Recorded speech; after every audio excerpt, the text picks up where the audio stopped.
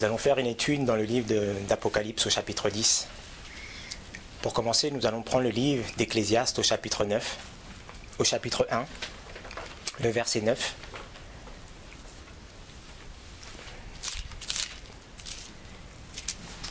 Ecclésiaste au chapitre 1, le verset 9.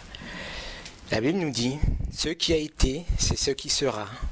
Ce qui s'est fait, c'est ce qui se fera. Et il n'y a rien de nouveau sous le soleil. » Lorsque nous regardons l'importance de ce texte, la parole de Dieu nous enseigne qu'il n'y a rien de nouveau sous le soleil. Prenons un autre témoignage dans le chapitre 3, toujours du même livre d'Ecclésiaste au verset 15. Ecclésiaste 3, les versets 15. Ce qui est a déjà été, et ce qui doit être, et ce qui doit a déjà été, et Dieu ramène ce qui est passé. Lorsqu'on ouvre l'histoire de la parole prophétique, la Bible nous enseigne qu'il n'y a rien de nouveau sur le soleil, que les choses qui ont été faites dans le passé se font actuellement et se répéteront aussi dans le futur. Retournons dans le premier livre, dans le premier chapitre, Ecclésiaste au chapitre 1, les versets 10 et 11. Y a-t-il une chose dont on puisse dire, vois ceci c'est nouveau, elle a déjà été dans le siècle qui furent avant nous. On ne se souvient plus des choses d'autrefois. De même, on ne se souviendra point des choses à venir parmi ceux qui viendront plus tard. C'est un avertissement pour nous, cela. Si nous n'arrivons pas à reconnaître les choses qui vont arriver devant nous, c'est parce qu'on a une vue obscure des choses qui se sont déroulées par le passé. La Bible nous enseigne que Jésus-Christ est l'alpha et l'oméga.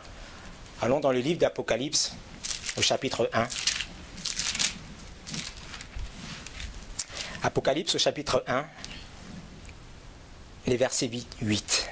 « Je suis l'alpha et l'oméga, le commencement et la fin, dit le Seigneur, celui qui est, qui était et qui sera, le Dieu, le Tout-Puissant. » Hébreux au chapitre 13, les versets 8, Jésus-Christ nous enseigne qu'il est le même hier, aujourd'hui et pour l'éternité. C'est un principe que nous devons comprendre lorsque nous ouvrons la parole de Dieu. Dans Deutéronome, au chapitre 32, Moïse nous donne une recommandation. Deutéronome au chapitre 32, le verset 7. Souviens-toi des jours d'autrefois, considère les années, d'âge en âge, interroge ton père, et il te l'apprendra, tes vieillards, et ils te le diront. Lorsque nous prenons le contexte de ce chapitre, Moïse rappelle au peuple d'Israël l'histoire passée lorsqu'ils sont sortis d'Égypte. Ils devaient prendre conscience de cela et de la manière dont Dieu les a dirigés dans le désert. Une importance cruciale est pour nous de comprendre de quelle manière Dieu nous a enseigné, nous l'Église adventiste du 7e jour. Mais en ayant à l'esprit les versets d'Ésaïe au chapitre 46, d'ailleurs on va le prendre ensemble, Ésaïe 46, pour comprendre ce que Moïse dit. Après nous irons dans les évangiles, Jésus-Christ utilise le même principe que Moïse. Ésaïe 46, le verset 10, la Bible nous dit « J'annonce dès le commencement ce qui doit arriver, et longtemps d'avance ce qui n'est fait encore. Je dis, mon dessein tiendra, et j'exécuterai toute ma volonté. » La Bible nous enseigne, et Ésaïe, le prophète Ésaïe nous enseigne que Jésus-Christ, à travers la fin, il illustre aussi le début. D'une manière aussi, on peut voir que le début illustre la fin. Jésus-Christ a utilisé ce terme aussi. Les disciples ont posé une question à Jésus concernant la venue du Fils de l'homme. Prenons Matthieu au chapitre 24. Matthieu au chapitre 24.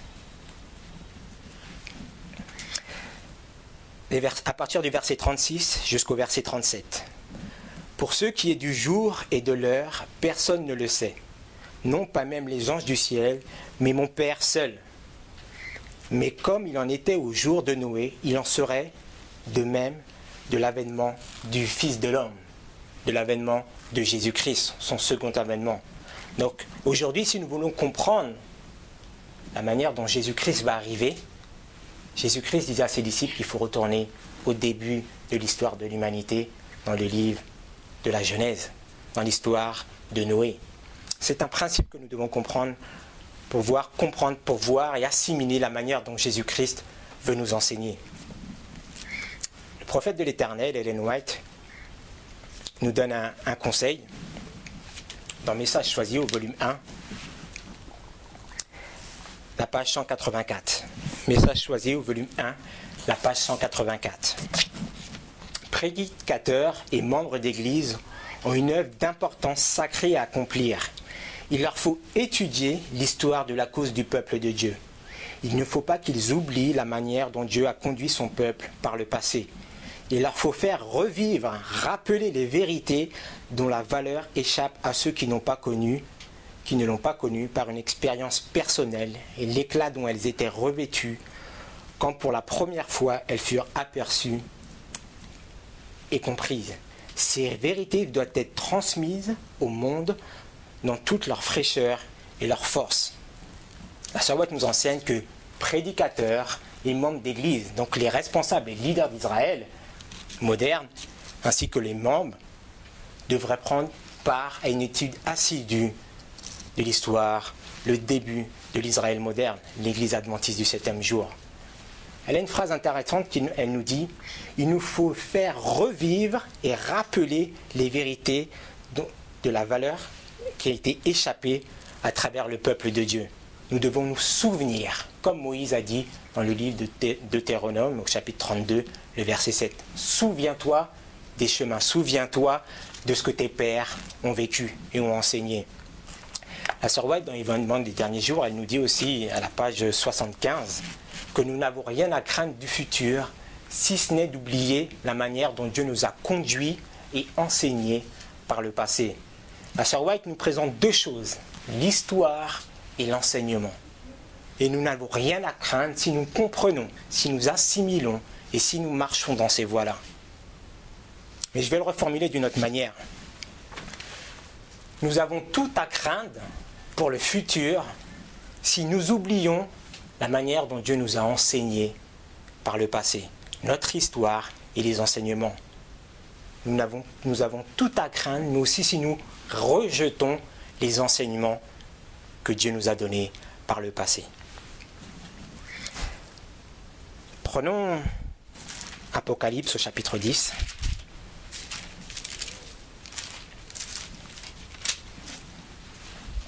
Apocalypse au chapitre 10. Et nous lirons les versets 1 à 4. Apocalypse au chapitre 10, les versets 1 à 4. Et j'ai vu un autre ange puissant qui descendait du ciel, environné d'une nuée. Il y avait un arc-en-ciel sur la tête, et son visage était comme le soleil, et ses pieds comme des colonnes de feu. Et il tenait à la main un livre ouvert, et il mit le pied droit sur la mer, et le pied gauche sur la terre. Et il s'écria d'une voix forte, comme un lion qui rugit, et après qu'il eut crié, les 7 tonnerres firent entendre leur voix.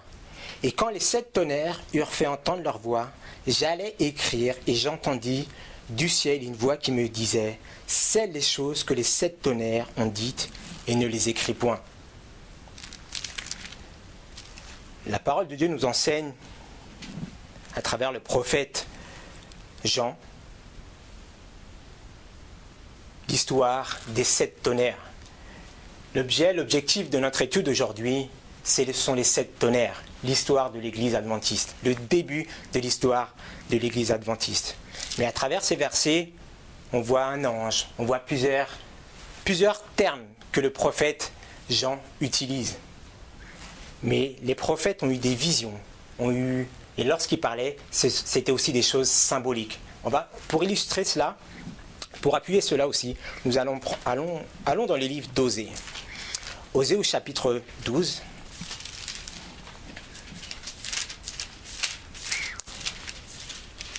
Le verset 11. Osée, au chapitre 12, le verset 11. J'ai parlé aux prophètes, donc c'est l'Éternel qui parle, j'ai parlé aux prophètes et j'ai multiplié les visions. Et par le moyen des prophètes, j'ai proposé des similitudes. Là, le prophète Jean, dans les livres d'Apocalypse au chapitre 10, c'est une vision qu'il a eue, que Dieu lui a donnée, n'est-ce pas? Et après, il dit, et par le moyen des prophètes, j'ai proposé des similitudes. La parole de Dieu, lorsqu'on cherche le mot similitude, propose des paraboles, des énigmes, la parole. Donc, lorsque le prophète parle, il utilise des symboles. Lorsqu'il parle en similitude, ce sont la parole prophétique. Et lorsque nous retournons alors dans le chapitre 10 d'Apocalypse, nous voyons des symboles. Et nous allons regarder un petit peu ce que représentent ces symboles, pour bien comprendre Apocalypse au chapitre 10. Apocalypse au chapitre 10, les versets 1 à 4, nous voyons quoi? Un ange, nous voyons une nuée, un arc-en-ciel, un soleil, et ses pieds comme des colonnes de feu. Nous allons prendre la parole de Dieu pour appuyer, pour montrer ce que le prophète Jean veut nous dire à travers ces symboles. Nous voyons un ange céleste qui descend où? Du ciel. Qui est cet ange? Qui a une colonne de feu sous ses pieds, un visage comme un soleil, un arc-en-ciel, une nuée. La parole de Dieu ne nous présente que c'est Jésus-Christ lui-même. Mais allons dans le premier livre, le premier chapitre du livre d'Apocalypse.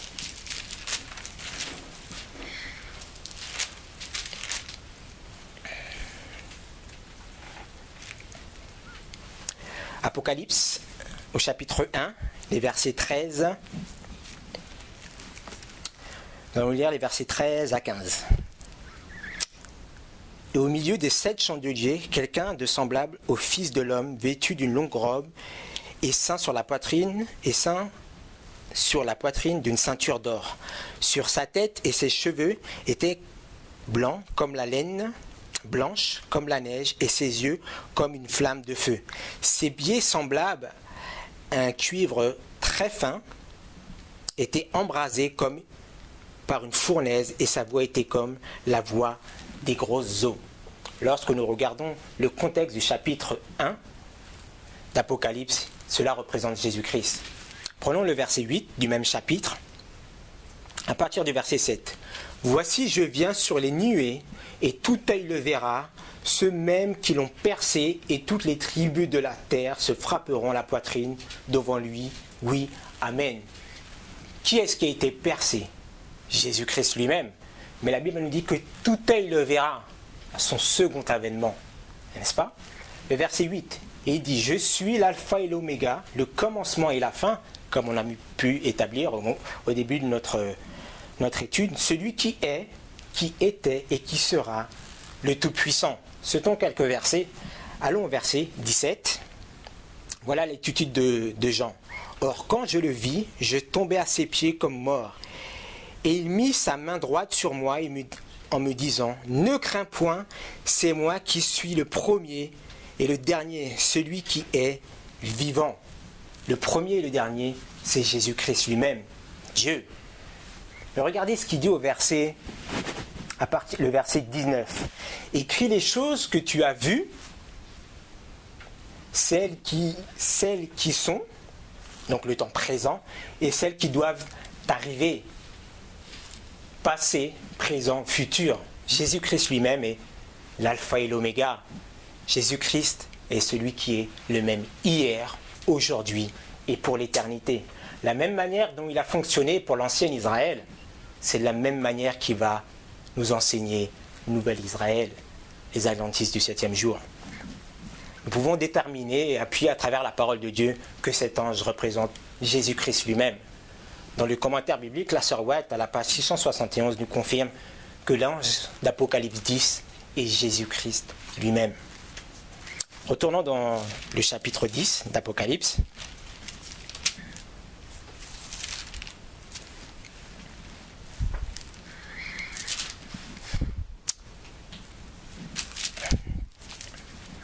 C'est un ange divin qui descend du ciel est environné d'une nuée. Où est-ce que dans la parole de Dieu, pour la première fois, nous avons le mot nuée? Dans la Genèse, Jésus-Christ n'est pas celui qui illustre la fin, le commencement par le début, l'alpha et l'oméga. Allons dans le livre de la Genèse. Mais le mot nuée a une signification particulière dans ce chapitre. Avant, on va aller dans le livre de Psaume. Psaume 99. Pardon, le Psaume 99.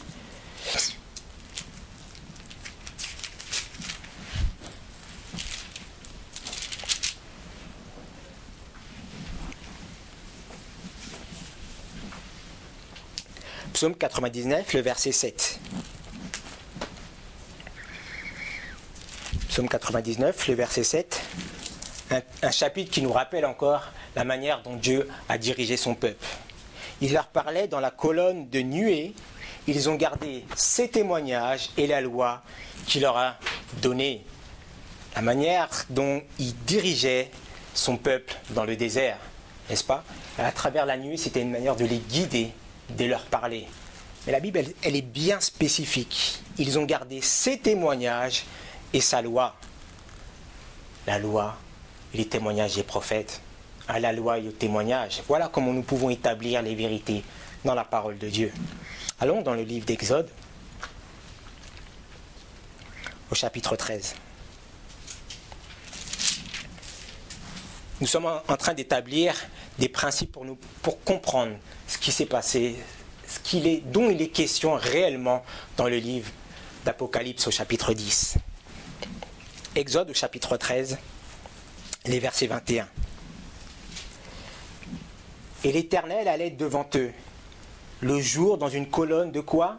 De nuée pour les conduire par le chemin. La nuée, c'était une manière pour conduire. Donc l'ange divin qui descend, Jésus-Christ lui-même, il vient sur la nuée pour conduire une génération, n'est-ce pas? Conduire une génération. Donc cet ange divin vient, il descend pour conduire, pour qu'on puisse écouter ce qu'il dit. Donc il vient avec un message. Après la nuée, qu'est-ce qui vient? Dans Apocalypse chapitre 10, l'arc-en-ciel. C'est l'arc-en-ciel. Encore la même question, à quel moment la première fois nous retrouvons l'arc-en-ciel dans la Bible? Dans le livre de la Genèse. Le dernier livre de la Bible, Jésus-Christ est en train de nous montrer un principe pour que nous puissions comprendre à partir du livre de la Genèse. Amen. Allons dans les livres de la Genèse au chapitre 9.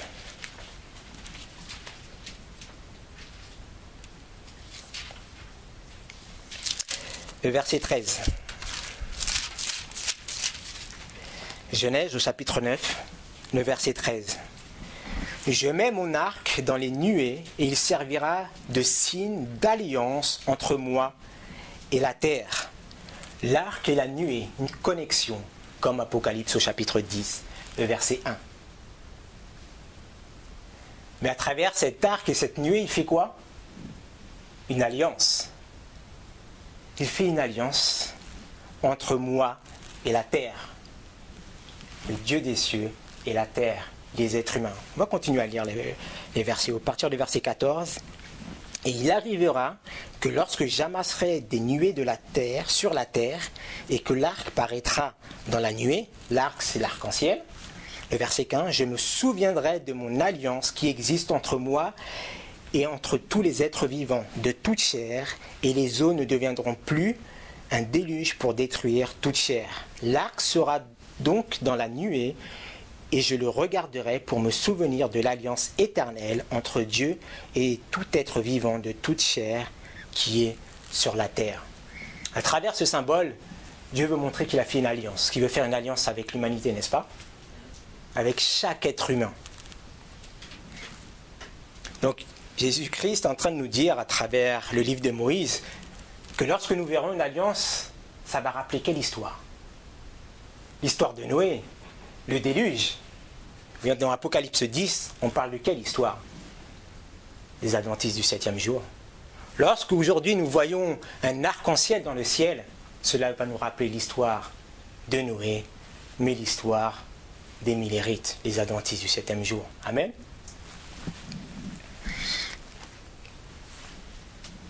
Donc à travers ce message, Jésus-Christ lui-même descend. Il vient donner un message, faire une alliance avec l'humanité. Voilà le message d'Apocalypse au chapitre 10. Il y a un soleil dans Apocalypse au chapitre 10. Que représente le soleil? Nous comprenons qu'il y a plusieurs symboles. Mais là, le cœur qui se trouve dans ces premiers versets, c'est Jésus-Christ lui-même. Allons dans Malachie au chapitre 4. Malachie au chapitre 4. Le verset 2.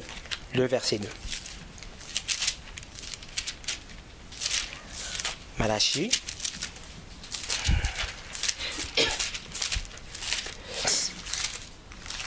Au chapitre 4, le verset 2. Mais pour vous qui craignez mon nom, se lèvera quoi? Le soleil de justice et la santé sera pour ses rayons, et vous sortirez et bondirez comme les veaux d'une étable. Craignez mon nom. Vous qui craignez mon Dieu, c'est une référence au message du premier ange. Craignez Dieu et rendez-lui gloire. N'est-ce pas? Donc Jésus-Christ est au cœur de ce message. Il va briller sur la face de ses serviteurs. On voit une colonne de feu. Qu'est-ce que représente la colonne de feu sous les pieds de cet ange, de Jésus-Christ lui-même? Rappelez-vous, il conduisait son peuple le jour de quelle manière? Avec la nuée. Et le soir, avec la colonne de feu. Jour et nuit, lumière et ténèbres. Même dans un monde, même si nous avons parfois des difficultés, Jésus-Christ est là quand même pour nous guider. Il ne nous reste plus qu'à entendre sa voix. Même lorsque le message brille, la parole de Dieu brille, Jésus-Christ est là quand même. Mais pas selon nos principes, selon le message qu'il a à nous donner. Jésus-Christ lui-même est au cœur de ce message. Les tonnerres. Maintenant, on voit les tonnerres. Qu'est-ce que représentent, dans le contexte de ce chapitre, les tonnerres dans la Bible? On voit que Jésus-Christ y vient avec un message pour faire une alliance avec un arc-en-ciel. Que faut-il pour faire un arc-en-ciel, pour constituer un arc-en-ciel? La pluie. La pluie et le soleil. Donc dans ce message d'Apocalypse au chapitre 10, il va y avoir la pluie qui va se manifester durant ce message. Les tonnerres. Nous allons prendre un exemple dans Job au chapitre 38. Job au chapitre 38.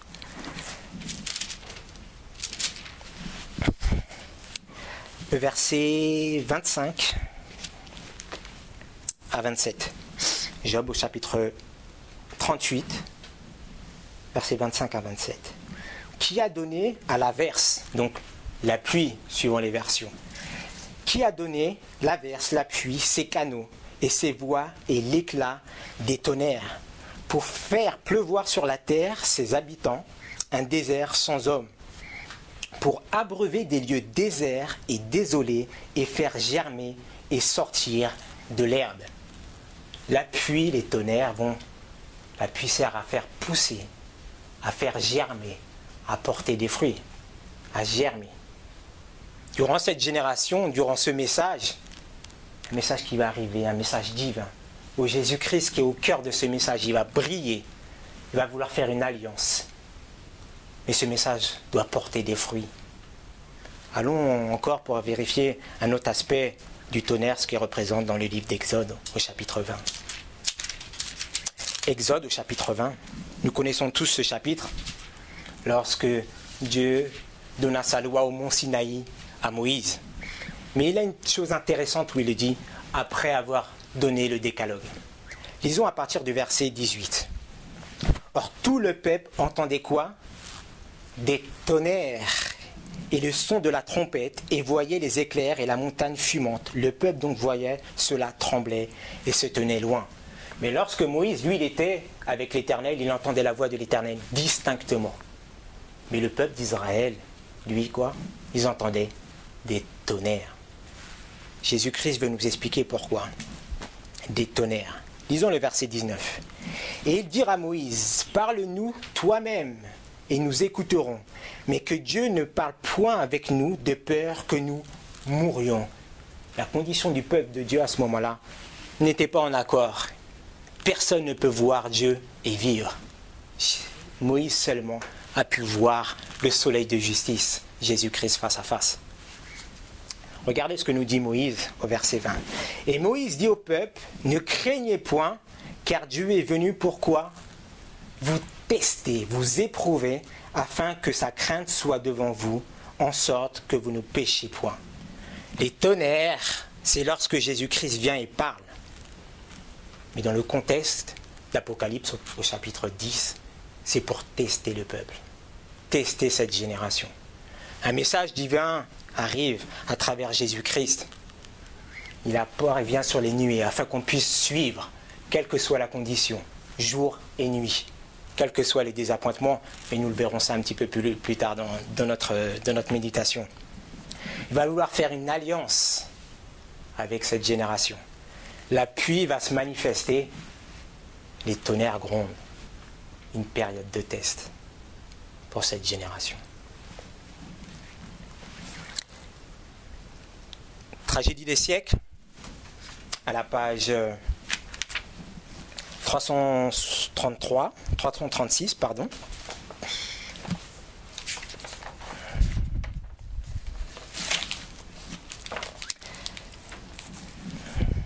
La servante du Seigneur nous dit, pour préparer un peuple digne de subsister au jour de Dieu, une grande œuvre de réforme doit se produire. Dieu vit que beaucoup de ceux qui prétendaient faire partie du peuple de Dieu n'édifiaient pas en vue de l'éternité. Dieu, dans sa grande miséricorde, allait leur adresser un message d'avertissement pour les réveiller de leur torpeur et les amener à se préparer pour la venue du Seigneur. C'est ce qui s'est passé durant le message d'Apocalypse au chapitre 10, durant l'époque des Millérites. Retournons ensemble dans Apocalypse au chapitre 10. Mais peut-être certains d'entre vous sont en train de se dire, mais il nous a donné beaucoup d'exemples, mais il ne nous a pas parlé du verset 2. Que nous dit le verset 2? Apocalypse au chapitre 10, le verset 2. Qu'avait l'ange dans la main? Et il tenait à la main un petit livre ouvert, et il mit le pied droit sur la mer et le gauche sur la terre. L'ange avait un livre ouvert où contenait ce message, les 7 tonnerres. Lisons le verset 4. Jésus-Christ lui-même a le pied droit sur la mer et le pied gauche sur la terre. Il nous présente un message mondial. Un message mondial. Lisons le verset 4. Et quand les 7 tonnerres eurent fait entendre leur voix, j'allais écrire et j'entendis du ciel une voix qui me disait, scelle les choses que les 7 tonnerres ont dites et ne les écris point. Scelle les choses que les 7 tonnerres ont dites et ne les écris point. Pourquoi Jésus-Christ dit de sceller cela?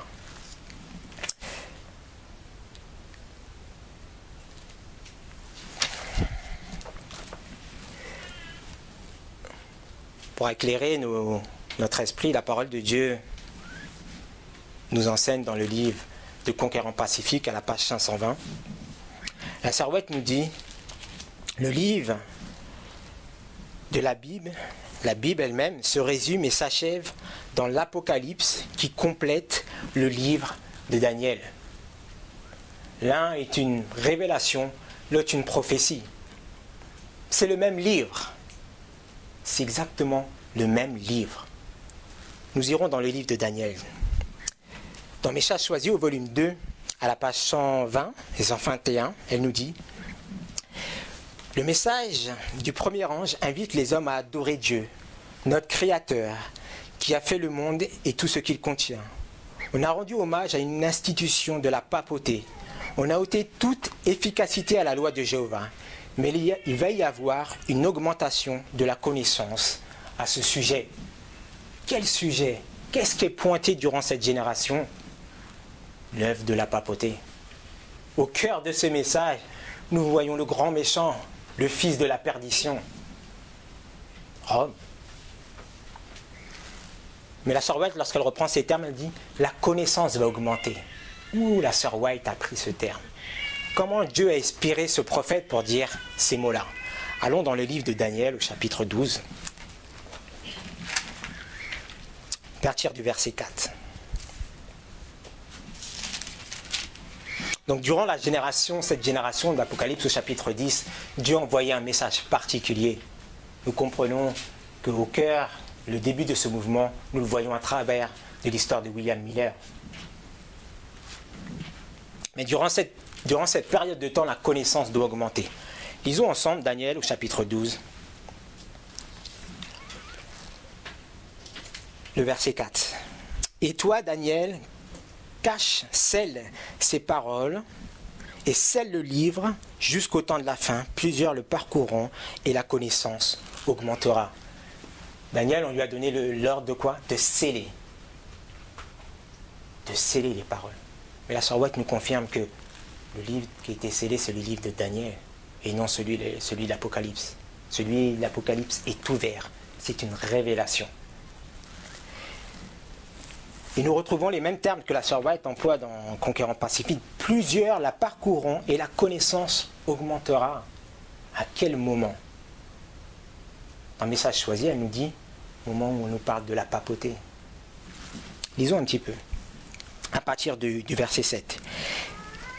Donc, on va continuer à partir du verset 5, continuer avec le verset 5. « Et moi, Daniel, je regardais, et voici deux autres hommes se tenaient debout, l'un en deçà du bord du fleuve et l'autre au-delà du bord du fleuve. Et on dit à l'homme vêtu de lin qui était au-dessus des eaux du fleuve, quand sera la fin de ces merveilles? Et j'entendis l'homme vêtu de lin qui était au-dessus des eaux du fleuve et leva sa main droite et sa main gauche vers le ciel.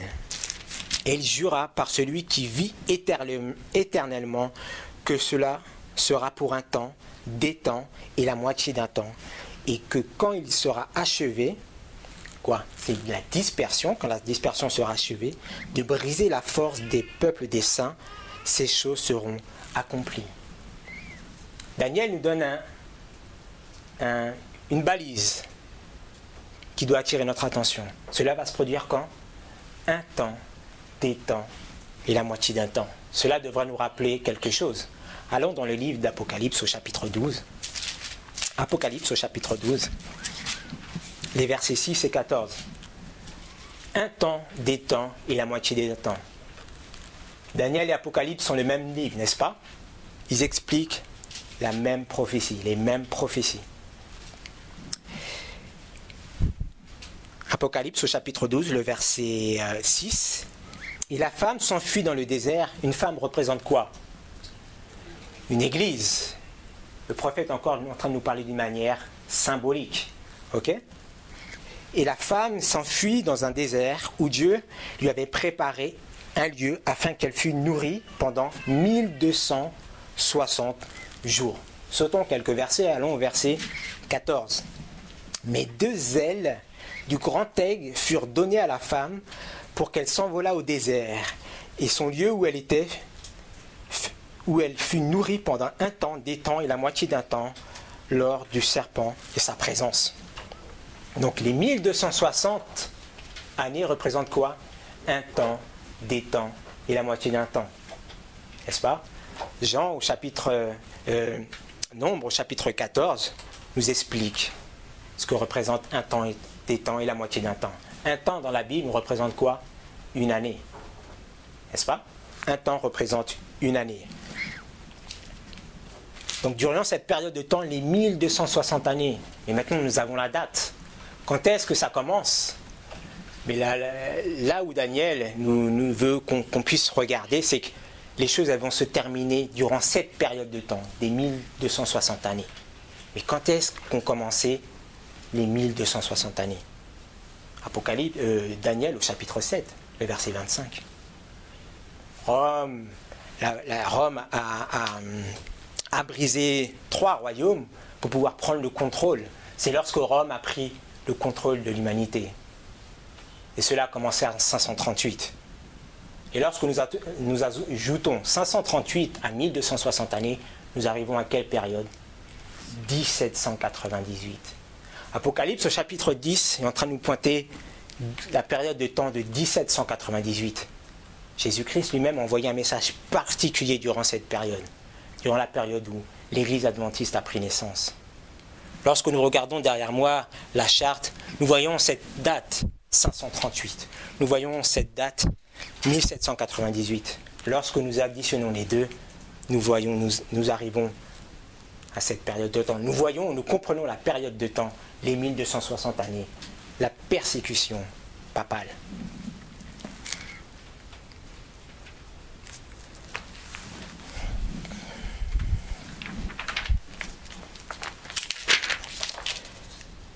Jésus-Christ lui-même est en train de nous montrer cette période de temps des millérites. Et Dieu va envoyer un messager particulier afin de réveiller un peuple, de réveiller cette génération pour se préparer pour aller à la rencontre de l'époux. William Miller, lorsque nous ouvrons le livre Tragédie des siècles, William Miller était un homme qui ne croyait pas en Dieu. Mais la sœur White, elle précise quelque chose. Elle nous dit, effectivement, il ne croyait pas en Dieu, mais il voulait savoir la vérité. Il voulait connaître la vérité. Beaucoup aujourd'hui, dans l'Église, croient en Dieu, mais ils ne veulent pas connaître la vérité. Cela doit nous interpeller. Il avait un cœur sincère pour connaître la vérité.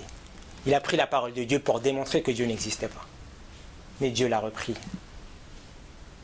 Et Dieu l'a suscité pour pouvoir prêcher l'évangile, prêcher son prochain retour. Et il commença à étudier la parole de Dieu. Et il est arrivé à travers la parole de Dieu, à travers sa Bible et une concordance, à comprendre que Jésus-Christ allait arriver. Il était persuadé de cela. Mais il était encore timide. Il prêchait l'évangile. Mais il y avait très peu d'hommes qui venaient écouter ses messages. Il a commencé à prêcher, selon ce que nous dit la sœur White dans la Tragédie des siècles, en 1831.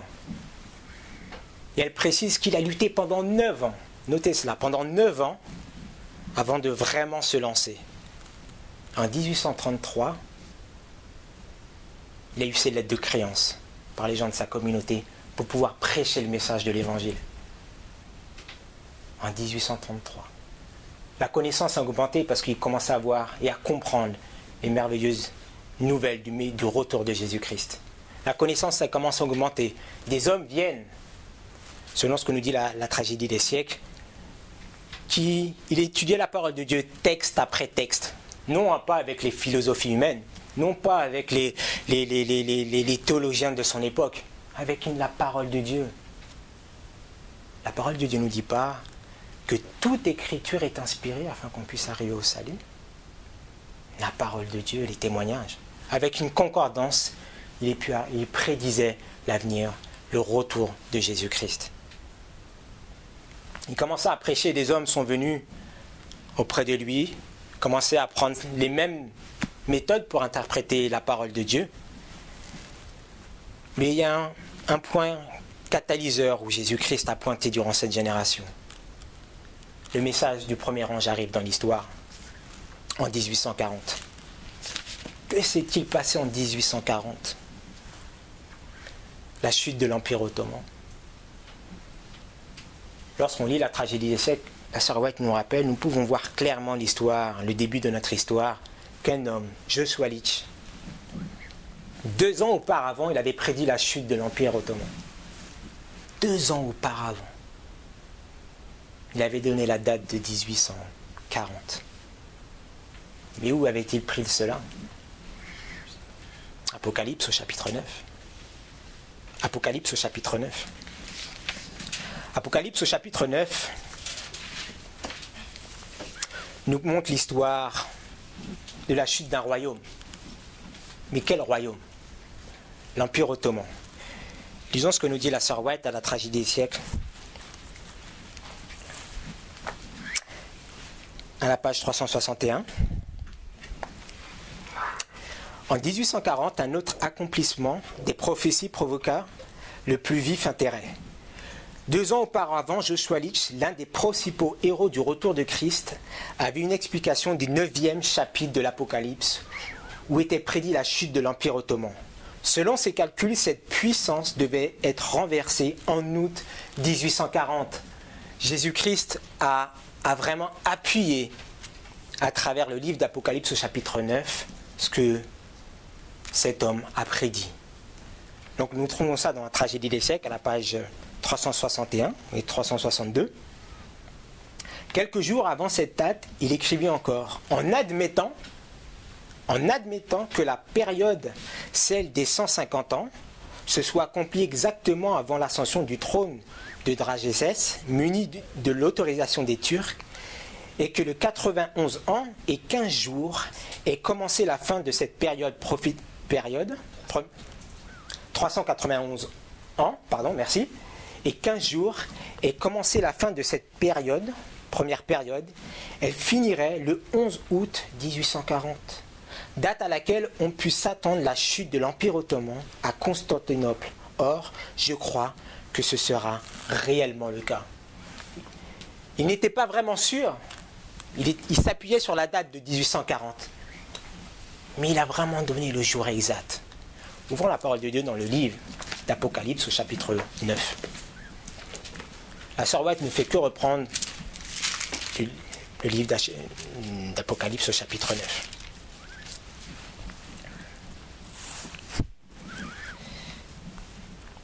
Apocalypse au chapitre 9.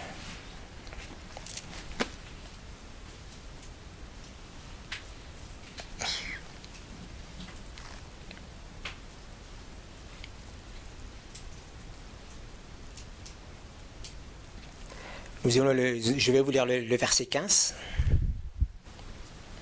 Je vais lire à partir du verset 14. Apocalypse au chapitre 9, le verset 14 et 15. Et en disons au 6e ange qui avait la trompette, délie les 4 anges qui sont liés sur le grand fleuve de l'Euphrate. Aussitôt furent déliés les 4 anges qui étaient prêts pour l'heure, le jour, le mois et l'année, afin de tuer la 13e partie des hommes. Et le nombre des cavaliers de cette armée, c'était de 200 millions, car j'en entendis le nombre.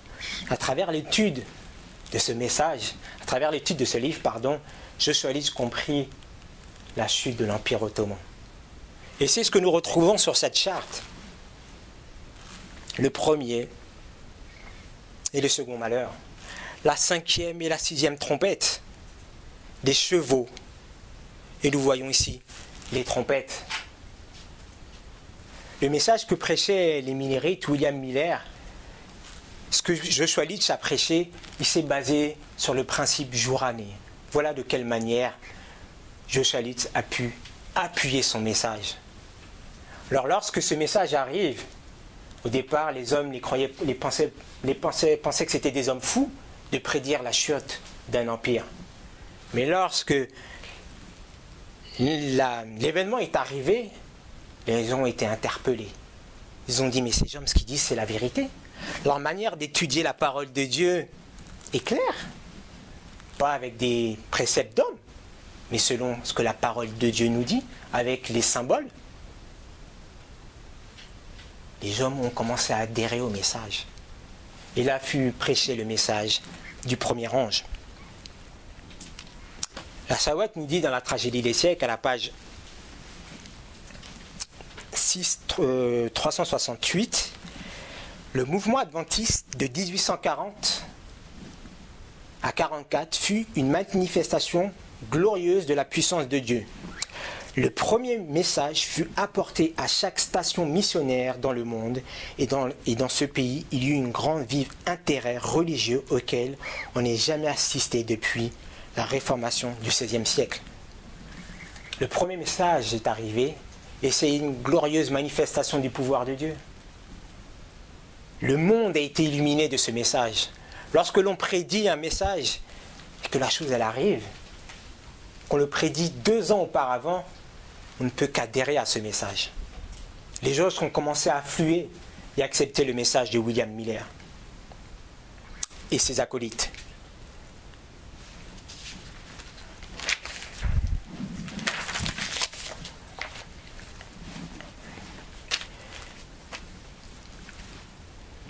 Lorsque nous voyons les vérités du message du premier ange, le fait de craindre Dieu, les hommes commençaient à se préparer parce que Jésus-Christ allait bientôt revenir. Mais lorsque, si je relis la première phrase de la citation de la sœur White dans la tragédie du siècle, elle nous dit, par rapport à l'Empire ottoman, je reprends la citation devant moi, en août 1840, un autre accomplissement des prophéties provoqua un vif intérêt. La sœur White, elle nous dit un autre. Et lorsqu'elle nous dit un autre, elle fait mention à qui? Ça veut dire qu'elle ne fait pas mention à l'événement qui s'est passé en 1840. Elle fait mention à un événement qui s'est passé avant. Il y a eu Joshua Leach. Mais entre le commencement de la prédication de William Miller en 1833 jusqu'à 1844, il y a eu un événement qui s'est passé. Prenons Matthieu, ensemble. Matthieu, au chapitre 24. Matthieu au chapitre 24. Peu de temps que William Miller a commencé à prêcher, il y a eu un événement qui est arrivé.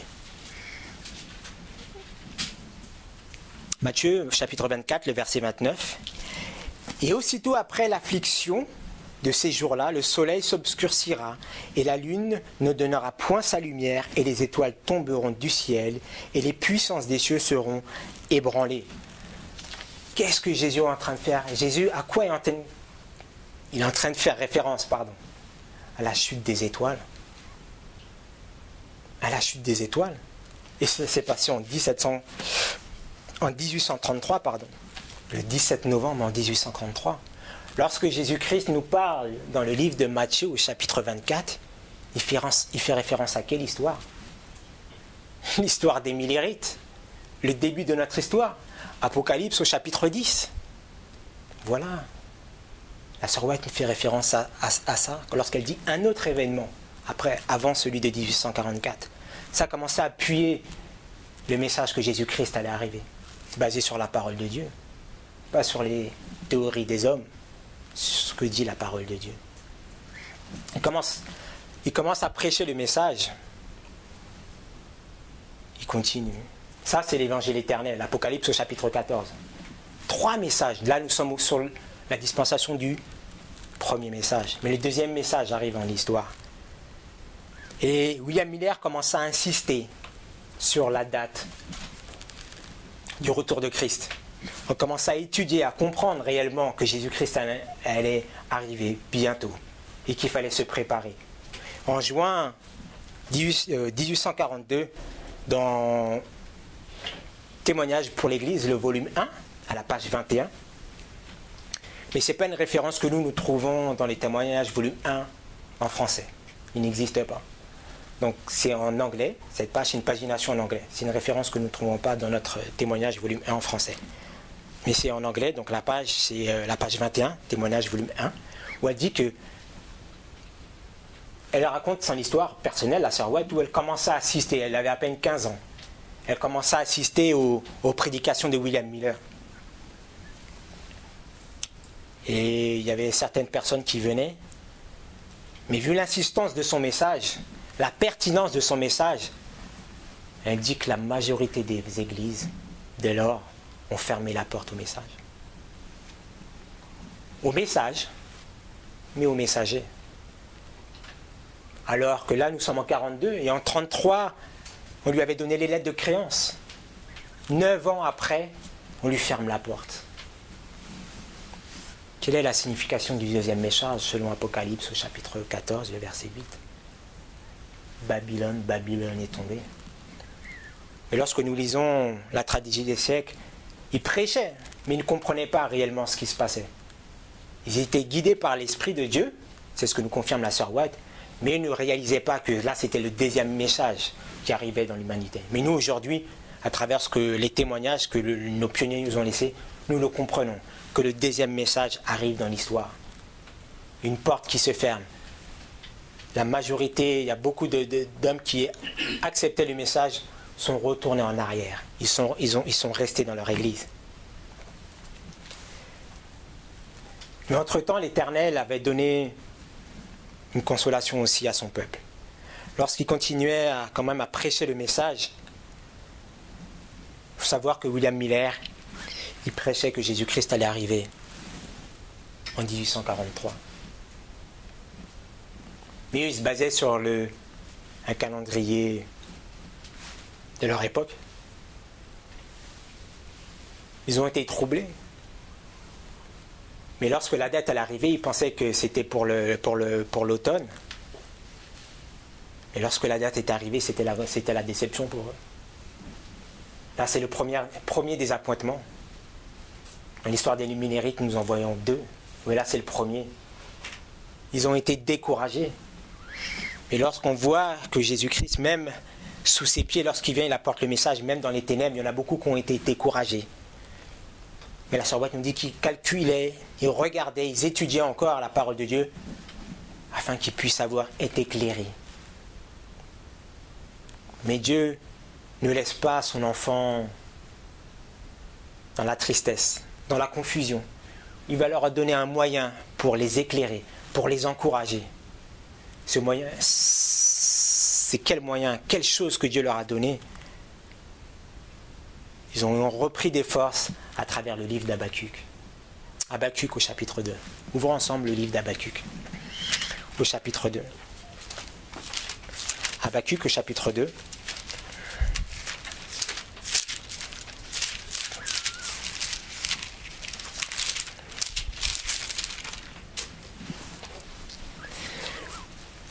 Habakkuk au chapitre 2. Je me tiendrai en sentinelle, à partir du verset 1, je me tiendrai en sentinelle à mon poste, et je me placerai sur la forteresse, et j'observerai pour voir ce qui me dira, et ce que je devrais faire dans ma complainte.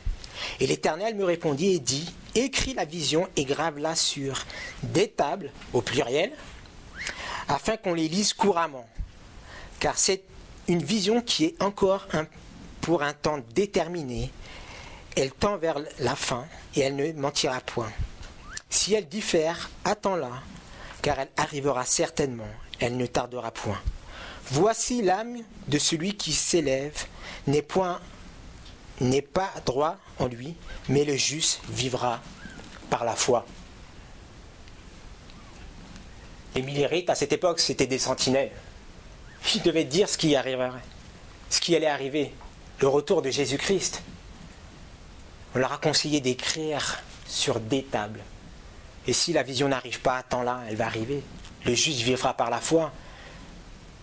Et c'est ce qui devait les encourager, leur permettre de tenir debout et de ne pas perdre la foi, à savoir comment Dieu les a dirigés jusque-là. Une des tables que Dieu leur a données, c'est celle-là, celle de 1843.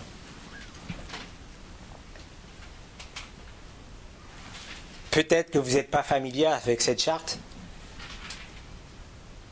mais la parole de Dieu nous montre que c'est ce que Dieu a donné pour les encourager durant leur premier désappointement. Les vérités que nous voyons, ce sont les vérités adventistes. Adventistes. La sœur White nous confirme cela dans la Tragédie des siècles, à la page 424. Tragédie des siècles, à la page 424.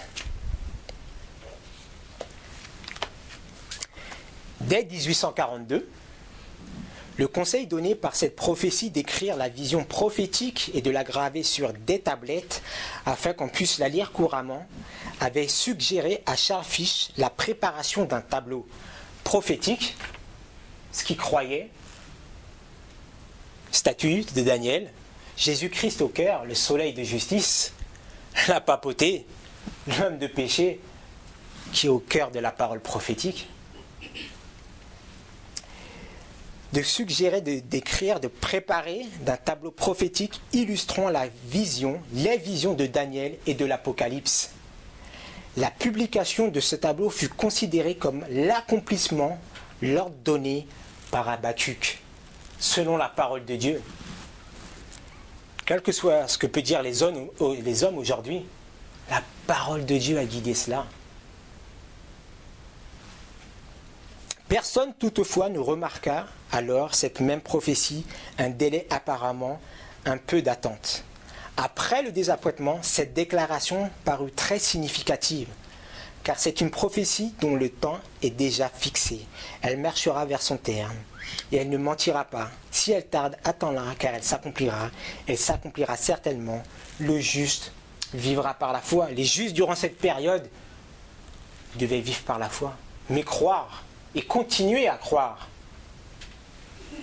en cette charte.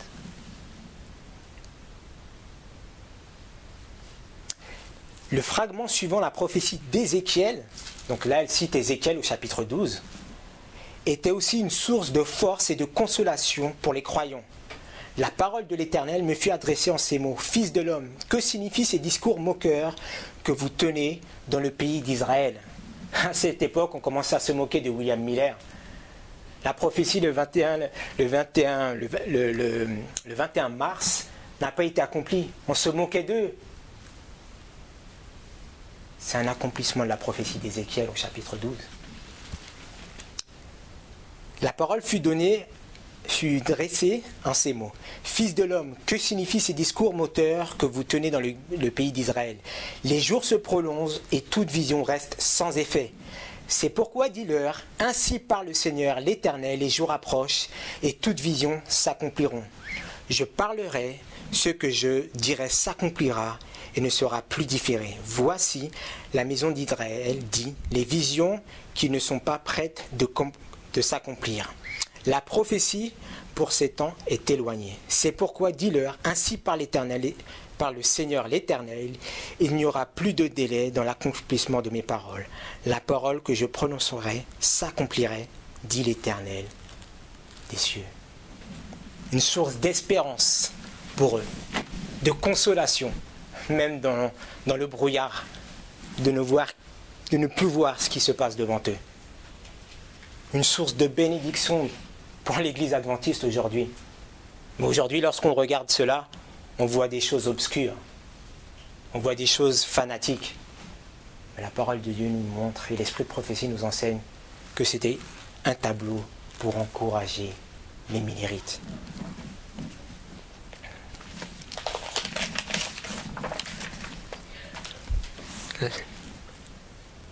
Une autre manière que Dieu a pour les encourager, c'est à travers cette charte. Mais il devait continuer parce que l'avènement n'est pas arrivé à la date qui a été donnée. Donc il fallait qu'ils étudient encore, retourner à la parole de Dieu. Et lors d'un camp meeting à Exeter, du 12 au 17 août en 1844, lors d'un camp meeting, les millérites étaient là. Ils étaient là pour être encouragés. Il a envoyé un homme, Samuel Snow, afin de leur montrer là où ils s'étaient trompés. La manière d'expliquer les choses, la parole prophétique était claire, mais Dieu les dirigeait.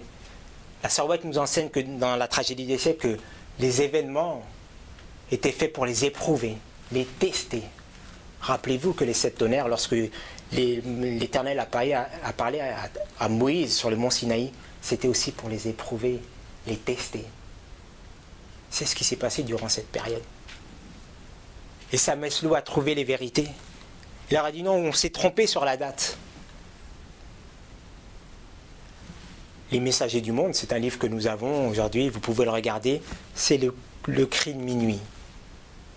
Et lorsque vous lisez cela, vous voyez en détail la manière dont cela s'est passé. Et cela, ça a donné des encouragements.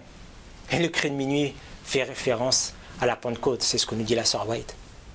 Lorsque la pluie est tombée, pour les encourager, pour aller de l'avant, pour prêcher le message, c'est ce qui est arrivé dans cette période.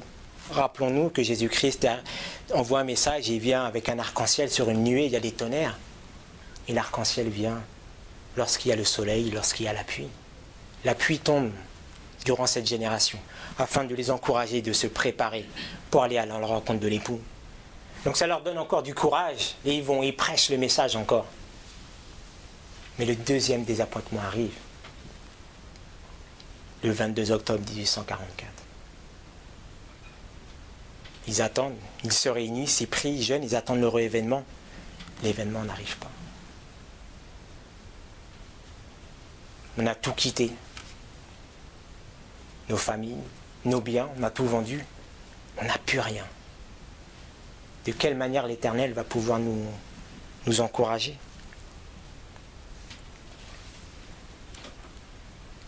Lorsque nous lisons premiers écrits, Dieu a donné une vision à Hiram Edson. Après le désappointement, il est parti avec ses amis, nous lisons ça dans premiers écrits, je ne me rappelle plus la citation, mais je crois que c'est la page 17.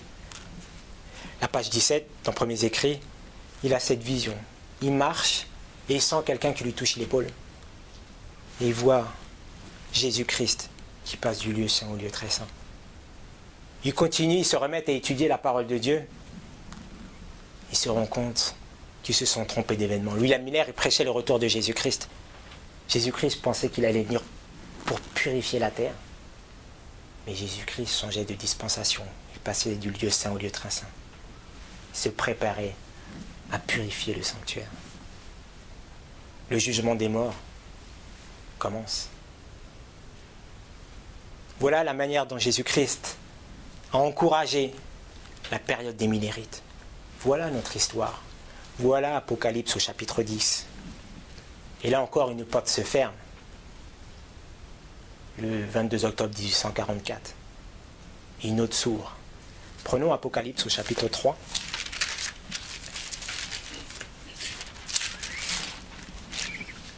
Et lorsque nous faisons attention à cette histoire, combien de portes que nous voyons qui se ferment? 2. En 1842, sous la proclamation du message du deuxième ange, Babylone, Babylone est tombée. Le message du troisième ange qui arrive à partir de 1844, le 22 octobre, la porte du lieu saint se ferme. Nous avons accès à la porte du lieu très saint. Apocalypse au chapitre 2. La période des Millérites, c'est la période de l'église de Philadelphie. Apocalypse au chapitre 3. À partir du verset 7, la Bible nous dit: écrit aussi à l'ange de l'église de Philadelphie. Voici ce que dit le saint, le véritable, celui qui a la clé de David, qui ouvre et ferme, qui ouvre et personne ne ferme, et qui ferme et personne n'ouvre. Je connais tes œuvres, voici j'ai ouvert une porte devant toi, et personne ne peut la fermer. Parce que tu as peu de force, et que tu as gardé ma parole, et que tu n'as point renié mon nom, moi aussi je te donnerai... Non, pardon.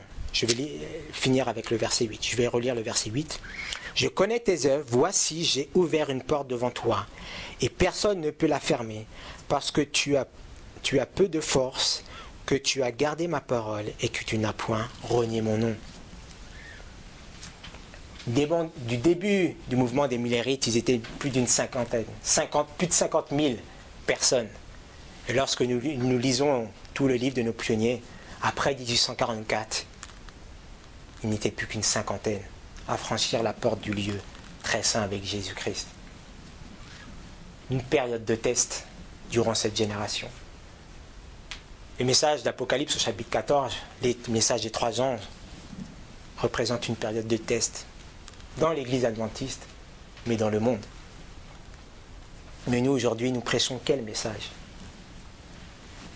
Quel est notre message, mes frères? Apocalypse au chapitre 14. À partir de quel verset? Lisons ensemble. À partir du verset 9, le message du premier ange arrive en 1840. Le message du deuxième ange arrive à partir de 1842. Le message du troisième ange arrive à partir de 1844. Lisons ensemble Apocalypse au chapitre 14. Et un troisième ange les suivit, en disant d'une voix forte, « Si quelqu'un adore la bête et son image, et s'il en prend la marque sur son front ou la main, il boira aussi du vin de la colère de Dieu, du vin pur préparé dans la coupe de sa colère, et il sera tourmenté dans le feu et le soufre, en présence des saints anges et de l'agneau. Et la fumée de leur tourment montera au siècle des siècles. Et ils n'auront aucun repos, ni le jour, ni la nuit, ceux qui auront adoré la bête et son image, et quiconque aura pris la marque de son nom. » Mes frères et sœurs, j'ai une question pour vous. Quelle était la dernière fois dans votre église vous avez entendu ce message prêché? Le message du troisième ange. C'est notre message. D'avertir le monde, comme William Miller, comme tous les prophètes, d'avertir le monde que Jésus-Christ revient bientôt, mais que l'humanité sera testée par la parole de Dieu. Voilà notre message. Apocalypse 14 nous montre que c'est l'évangile éternel de Jésus-Christ lui-même. Retournons et finissons ensemble avec le livre d'Apocalypse au chapitre 10.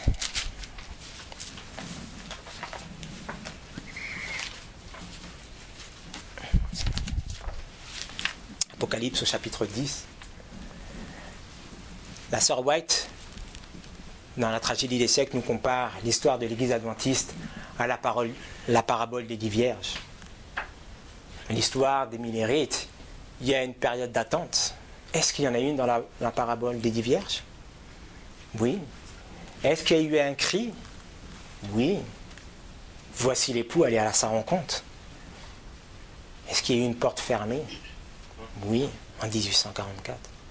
Apocalypse au chapitre 10. Matthieu 24 fait référence à l'histoire de l'Église adventiste. Matthieu, la parabole des 10 vierges, fait référence à cela.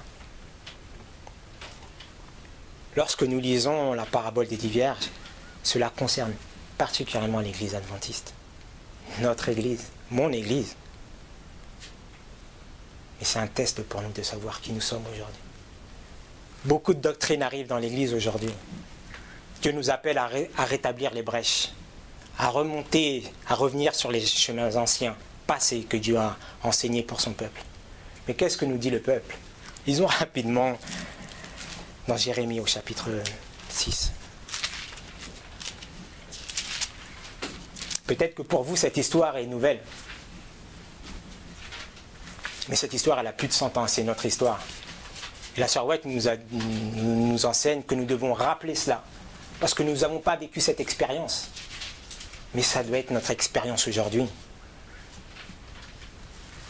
Jérémie au chapitre 6. À partir du verset 13. Car depuis le plus petit d'entre eux jusqu'au plus grand, chacun s'adonne à des gains déshonnêtes. Et du prophète au sacrificateur, tous se conduisent faussement. Ils pensent la légère la plaie de la fille de mon peuple en disant « Paix, paix, paix, il n'y a point de paix. » Sont-ils confus d'avoir commis des abominations? Ils n'en ont point, même aucune honte. Ils n'ont aucune honte. Ils ne savent pas ce qui les fait rougir. C'est pourquoi ils tomberont parmi ceux qui tombent. Quand je les visiterai, ils seront renversés, dit l'Éternel. Paix, paix, paix. Le monde vit une époque terrible. Le monde sera testé. La puissance de Rome grandit à travers le monde. La parole prophétique nous montre que Rome va prendre le contrôle du monde. Nous, aujourd'hui, nous, dans l'Église, nous prêchons paix, paix, paix. La Bible nous dit, ceux qui prêchent paix, paix, paix, ils vont être renversés. Pourquoi? Lisons ensemble. Ainsi a dit l'Éternel, à partir du verset 16, « Ainsi a dit l'Éternel, tenez-vous sur les anciens, sur les chemins, et regardez et enquérez-vous des sentiers d'autrefois. Quel est le bon chemin, et marchez-y, et vous trouverez du repos dans vos âmes. » Et ils répondirent, « Nous n'y marcherons pas. » Les anciens chemins, les anciens sentiers, nous les retrouvons ici. De la même manière qu'ils ont guidé les Millérites, les encouragé pour arriver jusqu'à 1844. Mais le peuple dit quoi? Le peuple d'Israël nous dit quoi? Nous ne voulons pas y marcher. Jésus-Christ illustre quoi? Le début par la fin par le début. Allons-nous répéter la même histoire que l'ancien Israël? Vous dites non. Mais la Bible dit oui. La Bible dit oui. Que nous allons répéter cette histoire. Voulons-nous écouter ce que nous dit la parole de Dieu ou les hommes? Lisons le verset 17. J'ai établi sur vous des sentinelles. Les Millérites étaient des sentinelles. Nous devons être des sentinelles. Nous devons crier comme des sentinelles. Soyez attentifs au son de la trompette. Et ils répondirent, nous n'y serons point attentifs. Ils ne veulent pas écouter le son de la trompette. Où nous voyons sur cette charte le son de la trompette? Premier malheur, deuxième malheur, cinquième et sixième trompette. L'islam. L'islam est au cœur de la parole prophétique. L'islam est au cœur des événements dans le monde aujourd'hui. Mais nous ne voulons plus reconnaître l'islam. Si nous comprenons d'où nous venons, les anciens chantiers, nous verrons que l'islam est au cœur de la parole prophétique. La sœur White nous enseigne que Jésus-Christ a purifié son temple 2 fois, au début et à la fin de son ministère. Dans l'histoire des Millérites, il a purifié son temple en 1842 et en 1844. Jésus-Christ va purifier le monde, son Église. Lorsqu'il va se lever, il va purifier l'Église à la loi du dimanche. Mes frères et sœurs, les événements sont devant nous. Si nous ne comprenons pas l'histoire des Millérites, nous sommes dans une totale obscurité aujourd'hui, dans les ténèbres spirituelles. Si nous le rejetons, nous faisons les mêmes travaux que les faux prophètes et les faux sacrificateurs de l'époque de l'ancien Israël.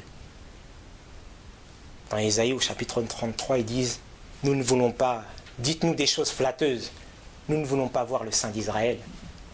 Nous ne voulons pas voir Christ à travers cette charte. Dites-nous des choses flatteuses. » Cette période a été une période de test pour les Millérites. La sœur White nous enseigne que cette histoire va se répéter à la lettre.